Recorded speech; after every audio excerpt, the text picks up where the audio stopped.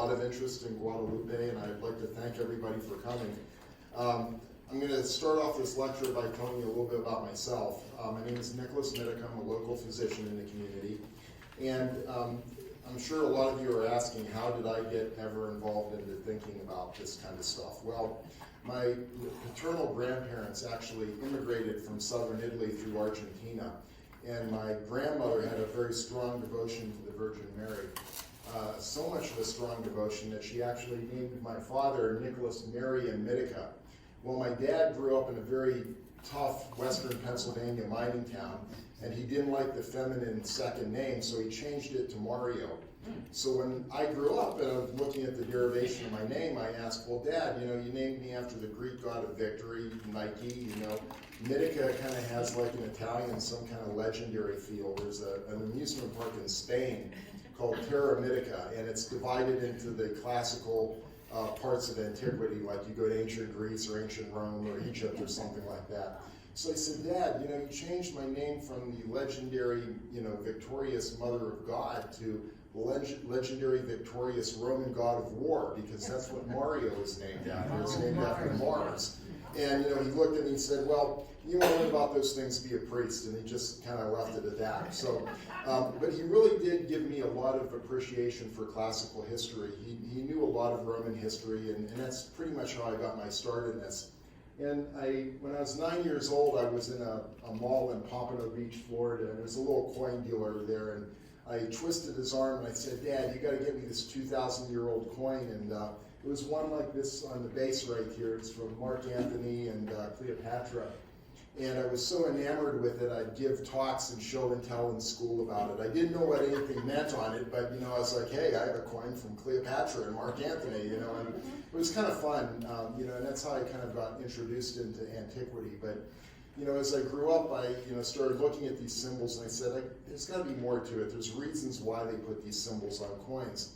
So about 4 or 5 years ago, I looked at a lot of these symbols on Roman coins and looked back in the literature and found a really rich symbolism of astronomical symbols on Roman coins. And even back to the 1800s, they were looking at Roman coins and said, oh, this star within a crescent, it's a solar eclipse. So none of this stuff is actually new. It's just that it gets suppressed, changed, people forget about it, then it kind of comes back. And especially when we have modern astrological charts, we can look at them and say, guess what, these Roman coins were minted at this time, and there's something to these symbols on the coin. So this is pretty much what my lecture is going to be about. Now, if you were, these two symbols here, obviously everybody's wondering what they are. If you were in the 1530s, 1540s in Mexico, and you were an Aztec, you would have gone to a church and you would have seen Juan Diego, and this is the coat and the image that it was imprinted upon it. And he would introduce you to this image as an Aztec, and you would be healed either physically, mentally, spiritually, emotionally. And that's how this image gained such prominence in early Mexico, because it actually did something. It's not just artwork. Conversely, the standard to the left over there is a Roman legion standard. And if you were Mary in the 1st century AD, you would have been brought, if you were an ancient Jew, you would have been brought before this standard, and you wouldn't have been healed. You would have been killed, murdered, auctioned into slavery, tortured. I mean, this was a symbol of terror and oppression. And it's a little bit more than some of the stuff that people talk about, because you can see on this coin, that's a Roman legion standard.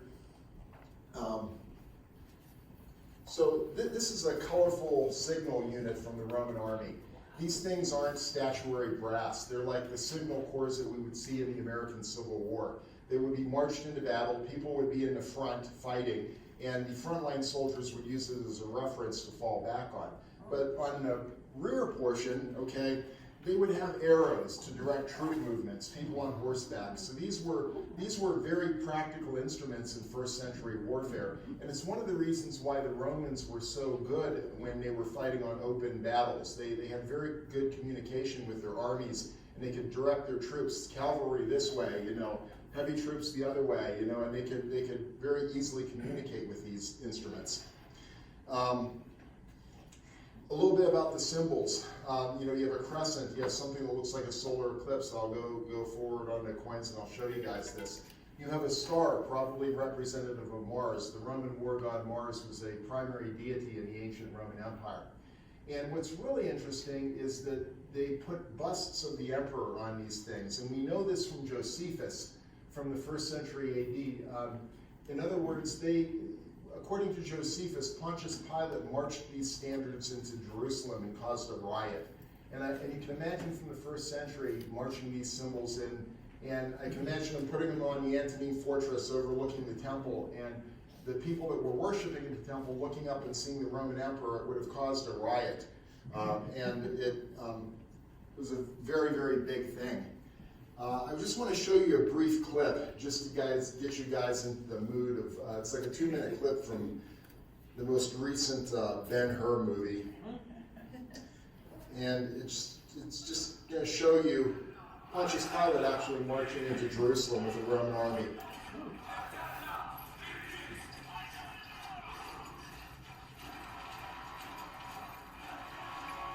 And you can see the standards at the front of those aren't historical, okay? It's like brass statuary. And we know that the Roman Empire wasn't monolithic. It was very colorful. And in ancient warfare, you had to be very colorful on the battlefield to intimidate and to be seen by your own men and others. So ancient Israel in the time of Mary had undergone several centuries of Hellenization and Romanization. And in the time of Mary, ancient Israel was very, very Roman.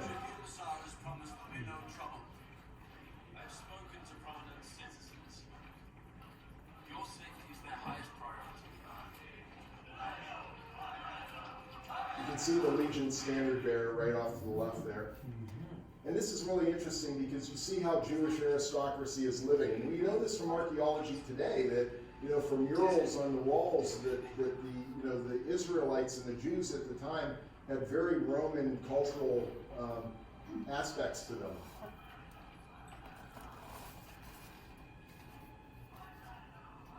It's kind of funny, this was filmed in Matera, Italy. It's not Jerusalem.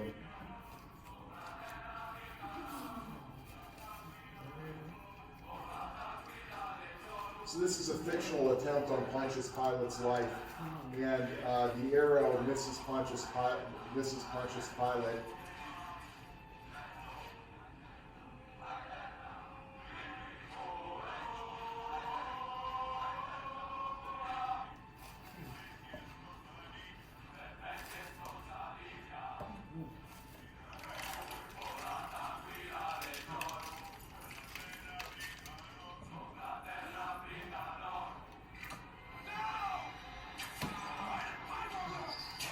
So that's not good. It hits the standard bearer. He falls.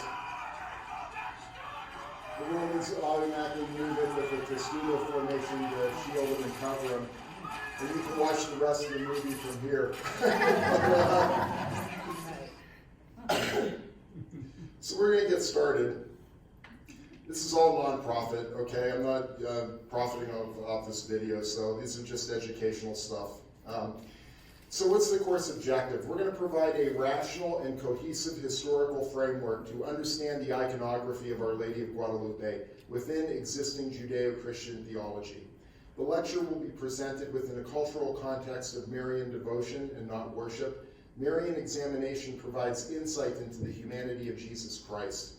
We're going to explore solar eclipse symbolism in the Roman Empire by examining the numismatic evidence of what the star within a crescent actually means on Roman coins. And we're going to propose a unifying reason for the appearance of Guadalupe as it relates to world events in the 1500s and beyond. So why is Guadalupe important? Well, the Basilica in Mexico City is the most popular pilgrimage site today in Christianity, rivaling, St. Peter's and even Jerusalem. It's the story of a 1,600-year-old woman at the time from a different time and place appearing to a common Aztec Christian, Juan Diego, with a message that was directed across many cultural lines. She tells him she's the mother of God and to go tell a bishop to build a temple to worship the one true and living God. But the meaning of the image on the tilma is not explained in this story. And this is what we're going to explore today, what this image actually means. So what's new about this lecture from others? It's everything but actually nothing. but it's the concept of a suffering, ill, and abused Mestizo Virgin Mary versus the Queen of the Americas. And what mestizo means is people of mixed ancestry, the children of war between the Aztecs and the conquistadors. And there's a lot of eclipse symbolism in the Aztec and Roman empires, and we're going to look at this. It also parallels with Aztec, Roman, European colonial expansion with slavery to man, metals, plants, and drugs. But the macro message of this icon is, I believe it's an inverted Roman legion standard. And what was this standard symbolic for? It's symbolic for the military and economic might of the Roman Empire, which was slavery. To prove it's a Roman legion standard requires putting yourself in the place of Mary from the first century viewpoint, understanding the crescent imagery of the Roman Empire and the symbolism of what the Roman legion standard meant in the world of Jesus Christ. So let's look at the solar eclipse in the Aztec religion. The Aztecs were very advanced in astronomy and pharmaceuticals. Sacrificial captives from the flower wars were drugged, dismembered, and eaten. This was slavery, torture, and cannibalism on an industrial level. Tens of thousands of people were marched up these pyramids and sacrificed. And why did they do it? Because the Aztec world would stop in a never-ending solar eclipse, and their gods required the sacrifice of human war captives to keep the world from ending. So the Aztec Empire in 1571, Cortez is initially welcomed as a god. The conquistadors were horrified at human sacrifice, but became obsessed with greed for gold and silver. Cortez, with the help of neighboring tribes, conquers the Aztecs. But the Aztecs were mainly destroyed with infighting and European diseases like smallpox and mumps. It's now that Spain begins the exploitation, slavery, and the abuse of conquered natives because they weren't viewed as being human. And this parallels with the Roman Empire and the Jewish revolts. So in 1524, the Franciscan missionaries arrive, and they come in June of 1524, and you see Cortez bowing down to the Franciscan priests. The Aztecs are off to the left. But look in the upper right-hand corner here, and you can actually see in this painting, you see this little ball up in here, it's black, okay? And this corresponds to the NASA solar eclipse tables of the solar eclipse that went off the Mexican coast in July of 1524. So what was going on here is that human sacrifices had stopped. The Aztec theology was dead. The solar eclipse came and went, the world didn't end. So what happened is the Aztecs started to be baptized Christian. And this is when Juan Diego was baptized Christian. But still, most of these conversions were very few at the time. So the relationship between Roman Catholicism and the Spanish conquistadors. The Franciscan bishop Zumarraga defended the human rights of the natives. He was sent by the Holy Roman Emperor Charles V, and Charles V knew ancient Roman coins. He actually sacked Rome in AD of 1527. But the conquistadors tried to destroy the Franciscans to enslave the natives. And think of the Roman Praetorian Guard in relationship to the conquistadors and Charles V. Mestizo children were abandoned and abused, and there was an Aztec revolt was near because the conditions were so terrible in 1531. So what happens? The appearance of the Virgin Mary, December 9th through 12th, 1531. She identifies herself as the perfect virgin, or Lady of Guadalupe, referring to Spain, or possibly even the Tiber in Rome. Guadalupe translates, essentially, it's an Arabic translation to River of the Wolf. Interestingly, in ancient Roman culture, Vestal virgins in ancient Rome could free slaves, and her appearance coincides with the winter solstice in the Roman festival of Saturnalia. And basically, during Saturnalia, slaves would be masters and masters would be slaves, and it would be almost akin to Christmas where they would give gifts, but it was a time when society was overturned. So the Virgin Mary appears to Juan Diego, and she healed his uncle, Juan Bernardino, of the diseases of the Aztecs, and that's what this photo shows right here. She asked for a temple to be built and asked Juan Diego to tell the bishop to do this. The bishop didn't believe Juan and asked for a sign that only he would know. But at the same time, the bishop is trying to contact Spanish royalty to tell them about the abuses of the conquistadors on the native population. And the conquistadors prevented his notes from being sent back to Europe. So what does the Toma mean to the Aztecs? Well, it was given to Juan Diego to go tell the bishop to build a sign to build a temple. It was validated with Castilian roses, not native to America, and a favorite of the bishop. And basically this image had a profound effect on the Aztec population and resulted in mass conversions to Christianity, by some estimates up to 9 million over a 10-year period. But more importantly, it was associated with physical healings and miracles. But on the side, it actually prevented an Aztec revolt against the conquistadors. Because if a revolt would have occurred, the Native American population would be a fraction of what it is today in Mesoamerica. So essentially, it prevented genocide by the Europeans. And what's interesting is when you look at the message, look at the icon by Aztec iconography, this little black band that's tied above her waist indicates that she's with child. And there was a solar eclipse actually 9 months prior to the appearance that went over to the Aztec homelands. So let's get to Charles V and the Holy Roman Emperor. I'm going to ask some people some questions. What's another name for the Holy Roman Empire? Does anybody know? A name that could give you chills today? It's called the First Reich. That's what it is. According to the theology of Nazi Germany, this was the First Reich, the Holy Roman Emperor, Holy Roman Empire. So what did this image? These monks are talking and they're looking at these figurines on the table, and you can see the figurines. And what they're discussing is the Africans and the emerging problem of labor for industry in the New World with the monks in Spain. Africans were captured and sent to the Caribbean due to the decimation of native populations by European disease. The message of Our Lady of Guadalupe is at the beginning of this great evil about to dominate the world. Charles V abolished Amerindian slavery in 1542, but he allowed the trans-African slave trade. And Iberian slavery models in agriculture and mining were responsible for immense human suffering. The Pope's views on slavery reflected the economics of European monarchs. So what was the other great colonial European empire? It's the Ottomans. While the West was colonizing the Americans, the Ottomans were colonizing Europe. And they conquered Constantinople, and this is about the time you see in a lot of Ottoman iconography that the star within the crescent starts to be adopted. And the star within the crescent was not originally Islamic, but much older. It was originally meant to represent a solar eclipse and not a lunar crescent. The star is a planet to the ancients, and the crescent is solar. Remember, the moon is the largest star in the sky. So Mary, mother of the Son of God. Outside the cross, this is possibly the most popular icon of Christianity.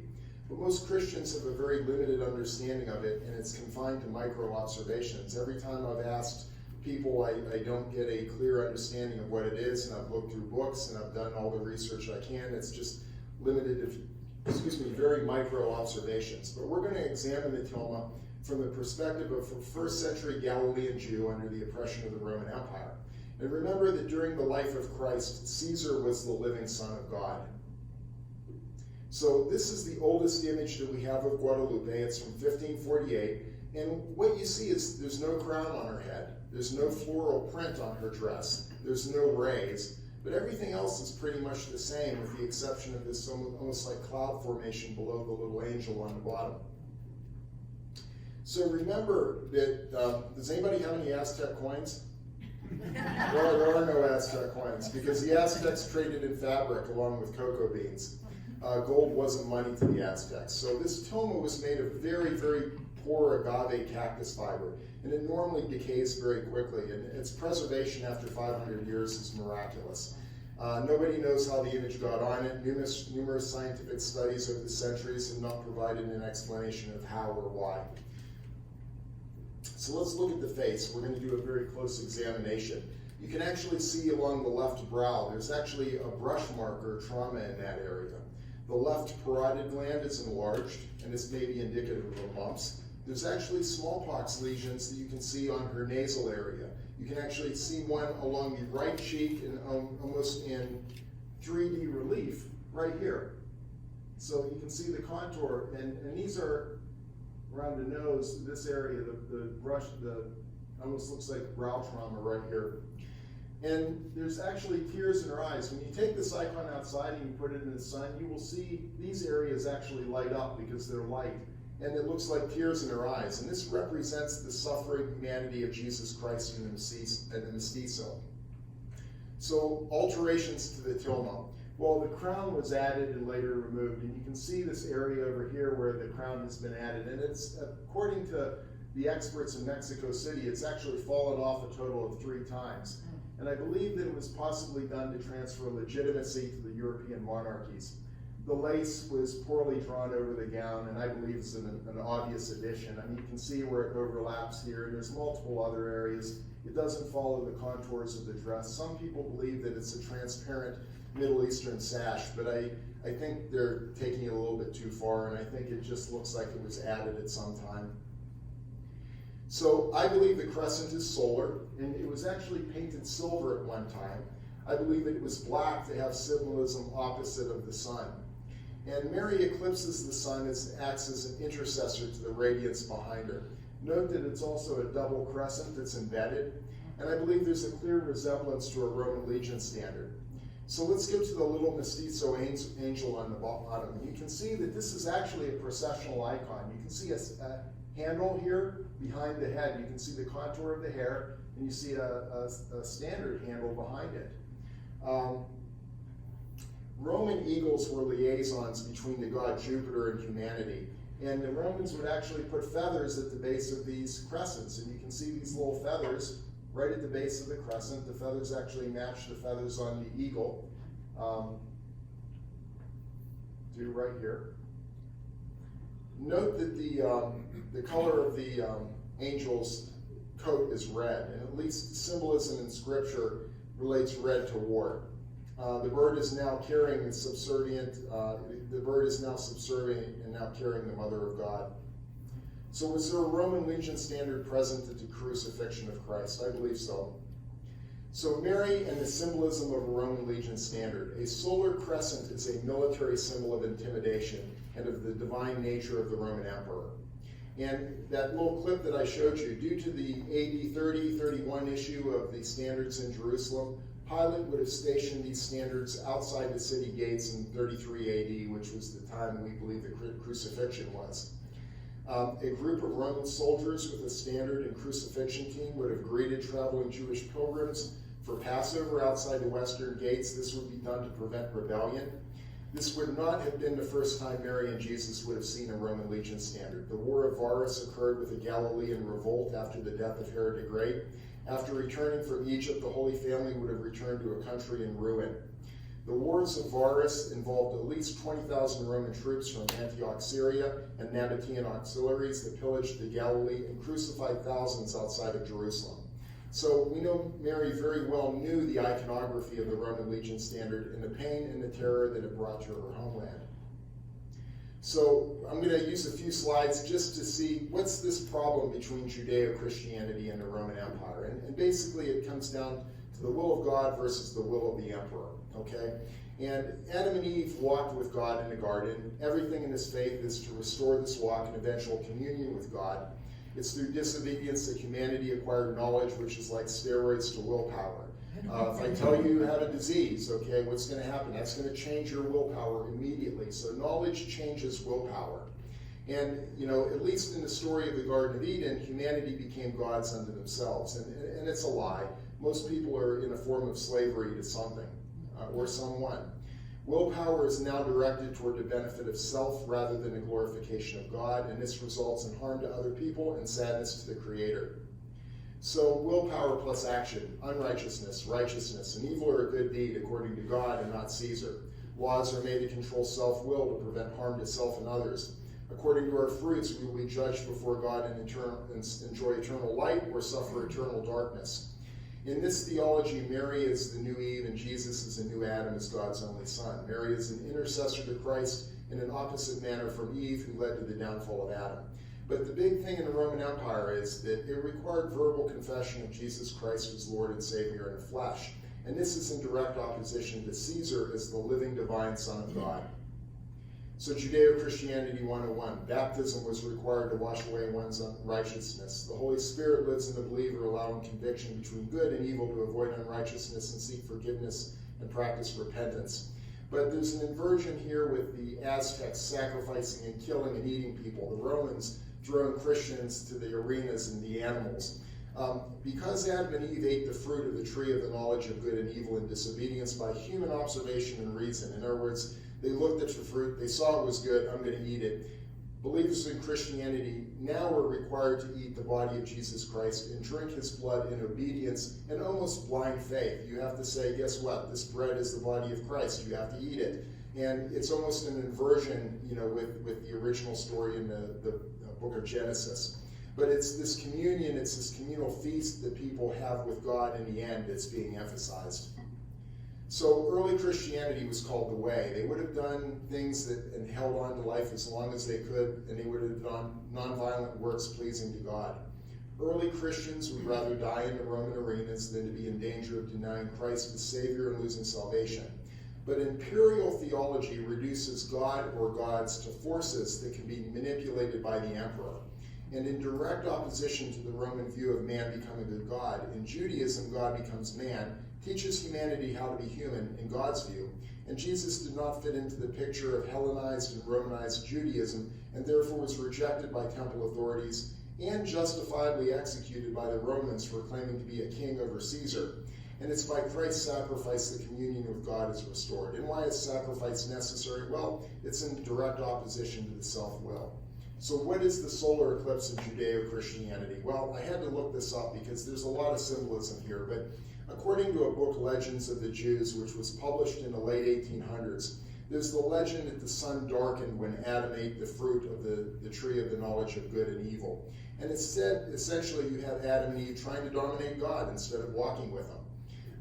In Scripture, a solar eclipse can be a symbol of God's judgment. In other words, before Jonah reached Nineveh, there was a solar eclipse and they repented just when he got there. The crucifixion darkness event is not a solar eclipse, but it was a message to the Roman world that signaled a really large transition. So the solar eclipse in the Roman Empire. This is where these symbols on this Legion standard come into play. It's nature's greatest symbol of fear, terror, and domination. The Roman religion was full of uncertainty regarding the will of their nature gods, and as a result, their rulers were cruel and tyrannical. But the theology of the solar eclipse is essentially evil for evil, and that's the underlying theology. And the history of solar eclipses in the Greco-Roman tradition reflects this thought.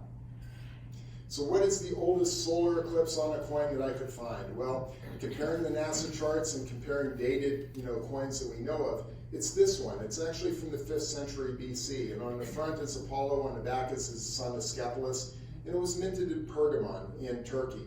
And from the book of Revelation, Christ describes Pergamon as the seat of Satan. And, this actually has a lot of modern symbolism because Adolf Hitler went to Pergamon. He sent his archaeologists there, and they transported the altar of Zeus back to Germany to fund his maniacal building projects. Okay, so this actually has a lot of symbolism today. So to understand Rome, you got to understand Alexander the Great, okay? And when he started his invasion of Persia, it was right before a big solar eclipse that went over the empire in 335 BC. And he actually placed all these symbols on his coins, stars and crescents on his shields. And after visiting Egypt, he thought he was the son of Zeus, and he wanted to be worshipped as a god. And he's been idolized by virtually every Roman emperor and tyrannical leader throughout world history. So why are Roman coins great compared to Greek coins? Well, we can date Roman coins really well, okay? And you can look at NASA solar eclipse tables, and suddenly the world just opens, and you see what all these symbols mean on the coins. Interestingly, in the Byzantine church rite, Mary is described as the star within the crescent. So the solar eclipse in Roman mythology, what do these solar eclipses mean? Well, I believe Plutarch and I believe Livy, all of these events that I'm going to talk about were followed by solar darkening events. And the Romans believed that the conception of Romulus and Remus by the Vestal Virgin Rhea Silvia, when she was raped by the Roman war god Mars, occurred at a solar eclipse. They also believed that Romulus founding Rome after he killed Remus was a solar eclipse. And then the disappearance of Romulus was followed by a solar eclipse. So think about these three big events in Roman mythology as we go through these coins. So what do solar eclipses symbolize? They symbolize foundation events, okay? They symbolize war and victory, and they symbolize death and transition. So here's a coin from the Second Punic War with Carthage. It was minted in 216. And we know this was minted. This is Apollo on the front, and you can see this little symbol on the back. Kind of looks like a clown smiley face. But there was a really terrible Roman defeat in August 2nd, 216 in Cannae, and that's actually in southern Italy. And it was when Hannibal really beat up the Romans very badly. And as a result, they started sacrificing people in Rome, but it still has an element of celebrating light and celebrating the enduring sun. But all of this eclipse symbolism actually started exploding on coins with the Roman Empire, okay? And we have to talk about Julius Caesar, because Julius Caesar crossed the Rubicon River in January of 49 BC. And you can see this solar eclipse. This is 9 months before he crossed the Rubicon River. And it goes right over Italy, and it goes right over near the Rubicon. So on Caesar's coins, he actually has a little crescent. And this crescent here is actually between P and M. It means Pontiff Maximus, or the high priest of the Roman religion. But Caesar basically started a series of Roman civil wars that led to his deification and the worship of man as a god. And if you would have told a Roman maybe 150 years prior to this, they probably never would have believed you that Rome would have start worshiping people who were living, okay? And if you believe Julius Caesar actually is completely responsible for this, this is a coin of Pompey the Great before. And Pompey the Great was putting his image on coins, several years before Julius Caesar was. So, the question is, was Rome going to become an empire? And probably whoever got in control would have taken the empire in that direction, rather than thinking of the Republicans versus the Caesarians. So the main man, Emperor Augustus. Note this coin was minted in 19 BC, okay? And look, this solar eclipse happened in 21 BC, right over the Roman Empire. Note that Augustus was actually born 4 months after the 63 BC solar eclipse. So there's symbolism with his birth and Romulus and Remus and the son of the divine. And basically, Augustus called himself the son of the divine Caesar. And he was probably at least one of the most wealthy men in world history. And he was mainly responsible for transitioning Rome to an empire. But he was a real master of deception. Herod the Great captured Jerusalem from Antigonus and ended Hasmonean rule. And note that Jerusalem fell to the Romans in 63 BC and 37 BC after 2 solar eclipse events. This one right here was minted, early in Herod's reign. You can see this solar eclipse going right over Jerusalem. As a matter of fact, it's a hybrid solar eclipse like this, and it almost looks like it on a Macedonian shield that he has on his coin. And note that Herod was proclaimed king of the Jews by the Roman Senate in 39 BC. So here's a coin from Alexandria, Egypt. This is Emperor Augustus on the front. And you can see this solar eclipse from 9 BC and this image on the back. And Alexandria is right about here. This was the largest city with Jewish inhabitants outside of Jerusalem. And Mary would have been familiar with these symbols of Roman power and divinity. This is a good friend of Augustus, a very good friend of Augustus. He wasn't afraid to put a solar eclipse symbol on a sovereign coin, a sovereign silver coin. And he's the Judith II of Mauritania, which is in North Africa. And he was a very, very important trading partner to Rome. The next question, was Jesus Christ born between 2 solar eclipses? Well, a lot of people believe he was born possibly in September of 6 BC. This is a coin of Herod Archelaus, the son of Herod the Great. And Archelaus was the main man who participated in the Bethlehem massacre. He ran Judea at least 2 years before Herod the Great died. And you see this little symbol right here, and this is a Seleucid anchor indicating his allegiance to the Roman authority out of Antioch. And you see these solar eclipses that went over in 6 BC. They actually go over the African Horn down here. And what we know today is there was a tremendous amount of trade coming from India down this route up into the Roman Empire. And a lot of these civilizations, Egypt, Judea, they benefited tremendously from this trade that came around this horn. Okay, so was this coin directed, at this area down here where Herod's trading partners were? It's interesting. So the death of Augustus, August of 14 AD. Guess what? There's no solar eclipse over the empire when he dies. So what the Romans do, and this is a coin from Caesarea Paneas in Judea, is they actually stamp solar eclipse symbols on the coin. This is one from 17 AD, And Augustus, this is one from 19 AD, but they stamped this star within a crescent on their coins afterwards, basically showing that Caesar Augustus is divine in ancient Israel. Here's a foundation coin from Bethsaida along the Sea of Galilee, and this is minted probably could be minted in Bethsaida. It's probably minted in Peneus. But so around the time of Christ and Mary along the Sea of Galilee, they were rededicating these cities to the emperor. And in 29 AD, Bethsaida was rededicated to Julius Livia, and it was founded in honor of Tiberius's mother, Livia. And you can see there's almost eclipse symbolism with Augustus eclipsing his queen right here. And between these two little things, they would have Greek letters, okay, to indicate the date. Well, not in 30 AD, they have this little symbol. So what's this little symbol mean? I think it means it's the solar eclipse of 29 AD because it goes right over the area right there. And there's no really precedent other than this being an astronomical symbol to mark a date on a coin. Note that Livia died in September 28th of 29 AD, so the solar eclipse comes after she died. They refound the city in her honor, okay? And note also that the city of Tiberias was founded after a solar eclipse as well along the Sea of Galilee. So this is Nambed, king of Persis, and this is a city in southwestern Iran today. And this is possibly where the Magi or wise men are from. And the reason I'm putting this coin up is you see the star within a crescent, and you see these kinds of radiant symbols around it, showing that it's a bright event, okay? And you can use these astronomical events, and you can look at Scripture, and you can almost date the ministry of Jesus Christ. When Scripture says when he was baptized in the River Jordan, he came up and the heavens were opened, okay? And you can use the crucifixion as a lunar eclipse that occurred on Passover of April 3rd, 33 AD. So the death and resurrection of Jesus Christ. Well, this is a coin of Herod Antipas, okay? It was minted in Tiberias right after the crucifixion. And I suspect that the earthquake and darkness event scared the world into believing a new era was about to start.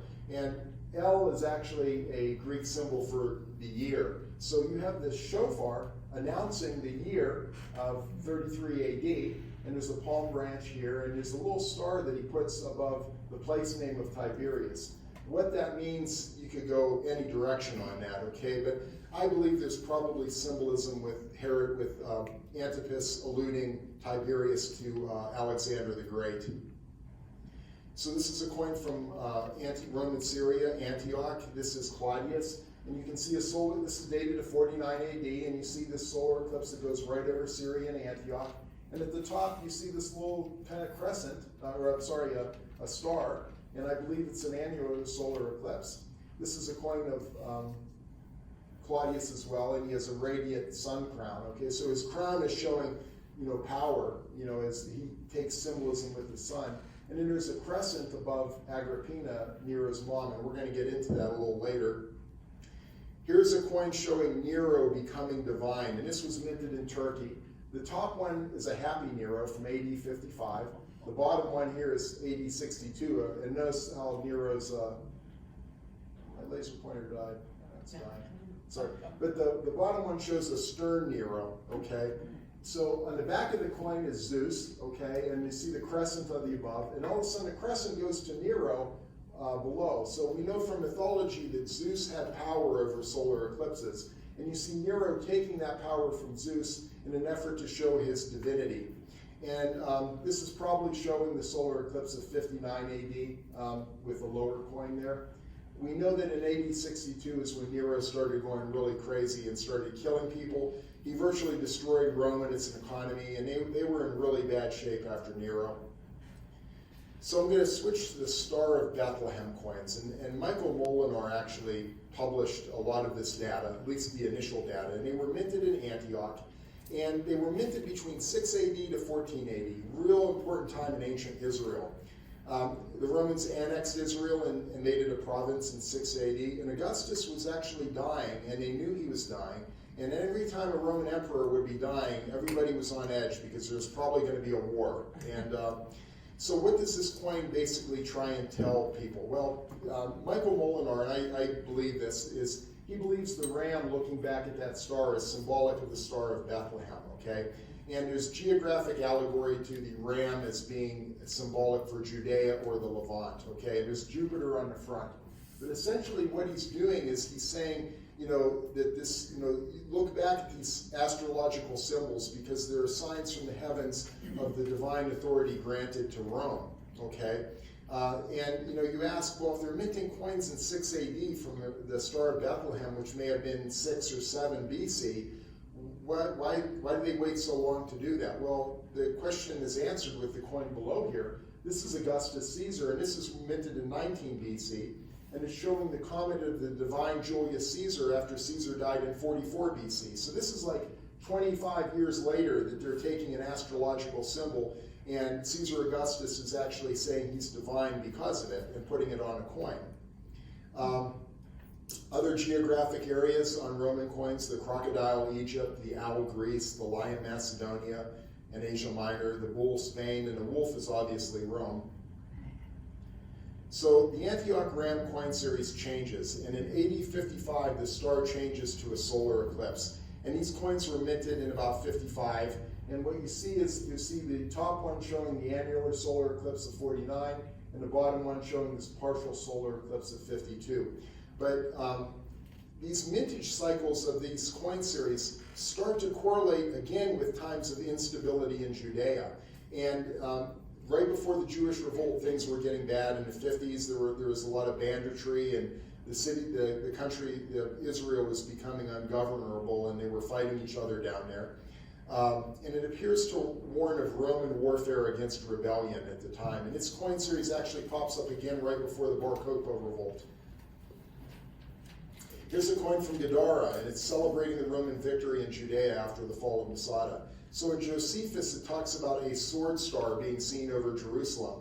So the Romans took this symbol and they put it on a coin. And you can see this little cross-like symbol within the cornucopias on the back and little stars around it. Okay, it's not a cross, it's actually an astronomical symbol. But again, the Romans are actually taking astronomical symbols, putting them on coins and justifying their takeover of other people. Something that's probably very true is that Rome was really falling apart before the Jewish revolt, and it's likely that the Jewish rebellion preserved the Roman Empire. Vespasian took all of this loot back to the city of Rome. He actually built the Colosseum with Jewish slaves. That wealth enriched the Roman Empire so much that they probably survived because of the Jewish revolt. Here's a coin from Pisidia, Antioch, and it shows a typical Roman foundation scene on the back.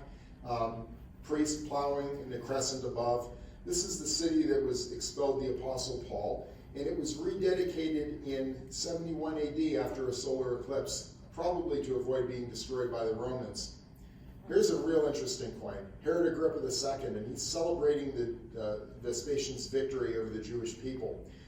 Herod Agrippa took a trip to Rome in AD 75, okay? And he took it with his sister, who was a mistress of Titus, and she could have been a queen of Rome, but there's too much symbolism with Cleopatra, and they didn't want to have another Eastern princess. But what's wild about this is that this solar eclipse, that was seen in Rome, was actually, this crescent is minted on a coin in Judea, okay? So you see that symbolism being transferred even across the Roman Empire, and it shows you how cosmopolitan they actually were. Here's a coin from Emperor Trajan, minted in Byzantium, probably showing the solar eclipse of 113 AD. And this is one of the first, at least, recorded contacts with China.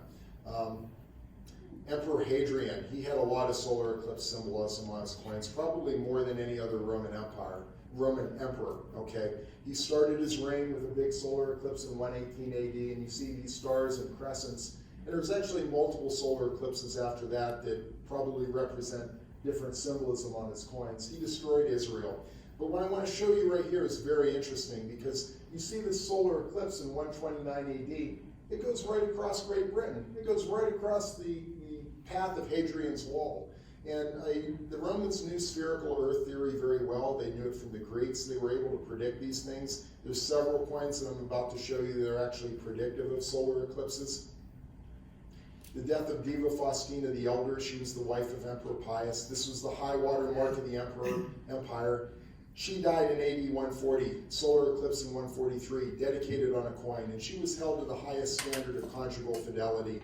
Schools for orphan girls were started in her honor. Her daughter, Diva Faustina the Younger, again the same thing, died in AD 175. The coin was minted in 176. It's probably showing the solar eclipse of 174. She was the wife of Marcus Aurelius, and again, charity schools were opened in her honor. So here's where the Roman Empire starts to go south, and it goes south for several reasons. Okay, this is a coin of Emperor Pius, and it's actually predictive. Pius died, I believe, 160, but it's actually predictive of this solar eclipse that went over Petra, and you can see that symbol on the back. But in the past 50 years, the Romans had plundered the Nabateans, the Jews, the Parthians, and what they got for it is when they sacked the Parthian capital of Ctesiphon in AD 165, they brought back smallpox to the empire. And that's most Roman historians really believe that the smallpox epidemic that started here was the main reason things started to go down. And this is the AD, again, another coin showing that solar eclipse. They put Serapis on the front, which is a Greek god of Zeus that had healing aspects. They have a sacrificed bull head at the base of the solar crescent.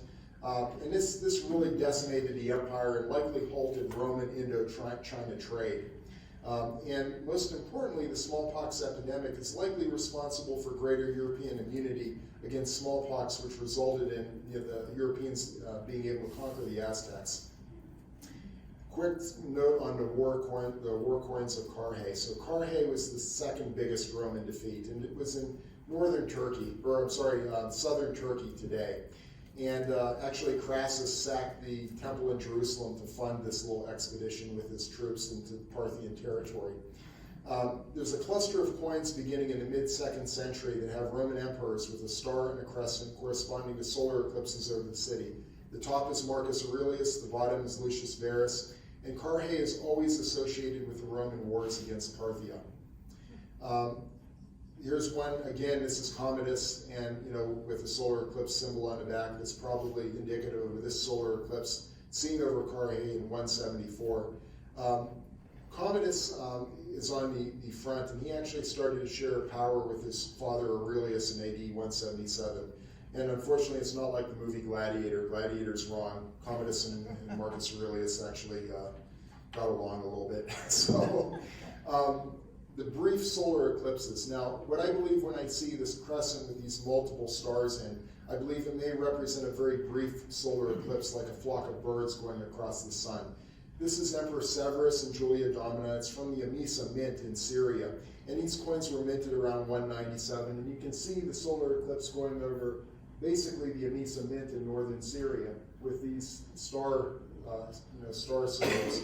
And it should be noted too that on the image of Our Lady of Guadalupe, there's multiple stars and a brief solar eclipse in March of AD 1531. Geta and Caracalla, these guys are Romulus and Remus incarnate, okay? Because they really did a lot here. And this is the Carrhae Mint, and Caracalla has symbolism with Romulus, and Geta has symbolism with Remus, okay? And they both got joint rule in 2009, right after the solar eclipse that went over the empire. And you can see their images facing off and a solar eclipse symbol on the back. And he got, once he got joint rule with his brother, he decided to kill his brother, Geta, in the arms of his mother, Julia Domina, in December of AD 211. And 8 months later, another big solar eclipse comes over. Then Caracalla starts putting solar eclipse symbols on his coins with himself there, okay? But this next solar eclipse that came in 218 was a big one, and I believe a lot of people were looking at this astronomical symbolism to justify taking over the Roman throne. And Caracalla was assassinated on the road to Carrhae in April of 217 AD. Interestingly, after he died, there was a solar eclipse, so again, there's symbolism with Romulus disappearing around the time of a solar eclipse. And these are the multiple emperors of the AD 218 solar eclipse. On the top, Macrinius, the middle is Diadumenian, and the bottom is the guy who eventually got the crown, Elagabalus. So the Roman god Luna, when we see this, a lot of people think, well, that's a horns-up crescent moon, but the crescent, I believe, is solar because it's a symbol of her power over the sun. Note that Catholic saints are shown with objects of their martyrdom. Neptune is the god of the sea and not the god of the trident. Horns-up crescent moons are very rare in far northern latitudes and are for seasonal changes that is wet and dry moons. The crescent as a military symbol has to be solar and not feminine. Here are coins showing solar crescents and Roman queens. And this is one with Geta on the front, and then there's Septimius Severus and Julia Donna on the reverse. And you can see the solar crescent actually, coming out of the emperor on that coin.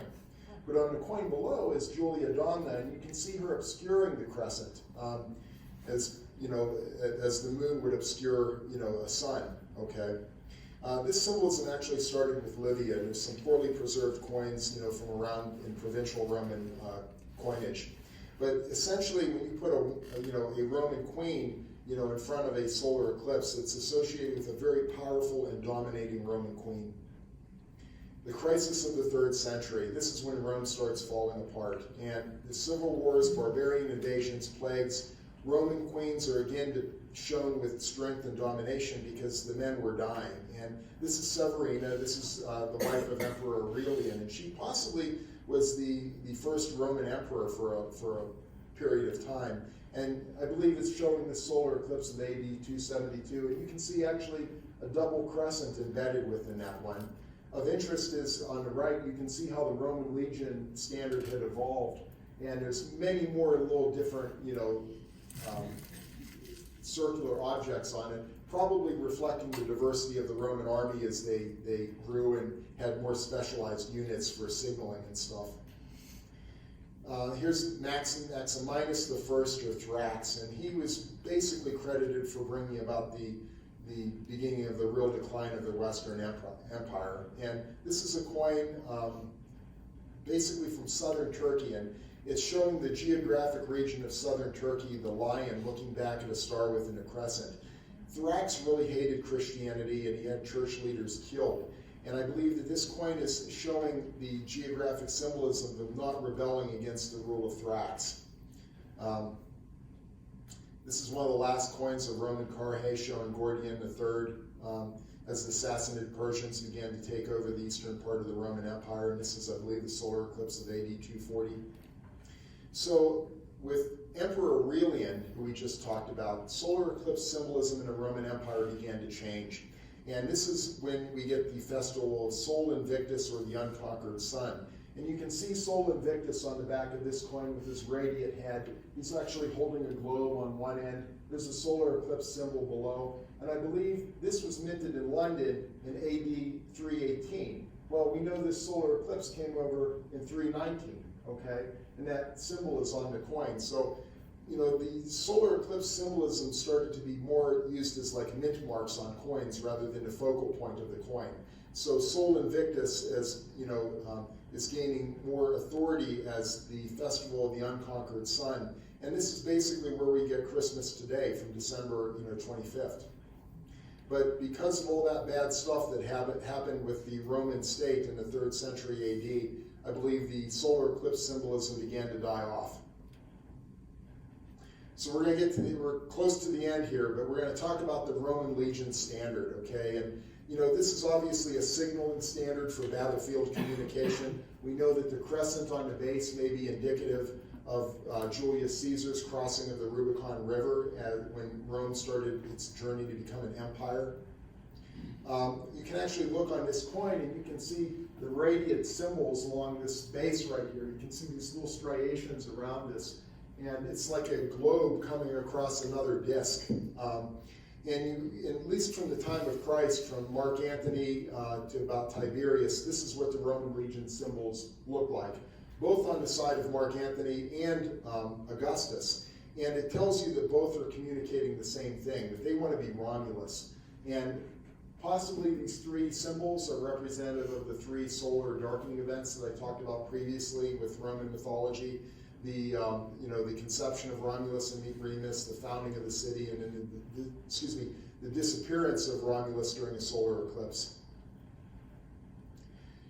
So the Roman Empire legion standards, this is the ultimate symbol of fear, terror, and bloodlust and domination. It was basically used to enslave the known world. It broke civilizations, races, families, and religions for the economic gain of the very few. And it's really the ultimate symbol of the Mother of God to invert to communicate a new message. The top coin is a coin of Herod Antipas, and this is 30 AD, and you can see that he's using a palm branch, basically symbolizing a Judean king, and it's almost in the iconography of a Roman legion standard. He didn't have enough guts to put something like that on a coin with the Roman emperor, but it's pretty close. And then below you see Nero, that's the standard in Nero's time, and then Vespasian at the base. And these standards continue to evolve as the empire goes on, but this is the standard from when Mary was alive. So the theology of the Roman legion standard in Judeo-Christianity. Rome is associated with the Antichrist and Satan in Jewish eschatology. Lucifer, his name means bearer of light. And is it possible that he was possibly in the position of heavenly standard bearer before the rebellion and the fall of the 1/3 of the angels? Note that in Scripture, demons refer to themselves as legion. But Mary now is the new standard as human willpower in service to God. So what's the message of Guadalupe? Well, it's from a mestizo on an inverted Roman legion war standard to the European empires. It's against human slavery, it's against worshiping man as God versus her son, and it's against the slave empires of the world. What if Charles V, the Roman emperor, would have listened to Guadalupe? Spain and the Holy Roman Empire were the first global superpower, and they were the first Reich.